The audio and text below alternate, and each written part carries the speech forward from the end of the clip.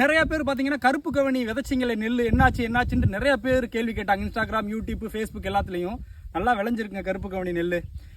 எங்கப்பா உங்களுடைய பச்சை சட்டையை காணும், பச்சை சட்டை இல்லாமல் வீடியோ போடுறேன் அப்படின்னா, நம்ம இங்கே வேலை பார்க்க வந்திருக்கோம், களை எடுக்க வந்திருக்கோம். இப்போ நம்ம யூனிஃபார்ம்லாம் போட முடியாது. கருப்பு கவனி நெல் பார்த்தீங்கன்னா இதெல்லாம் கலக்க இருக்கணும். பார்த்தீங்களா இவ்வளவு கலக்க இருக்கணும். பார்த்தீங்கன்னா தூர் வந்து கருப்பாக இருக்கும். இப்படி இருந்ததுனா தான் கருப்பு கவனி நெல்.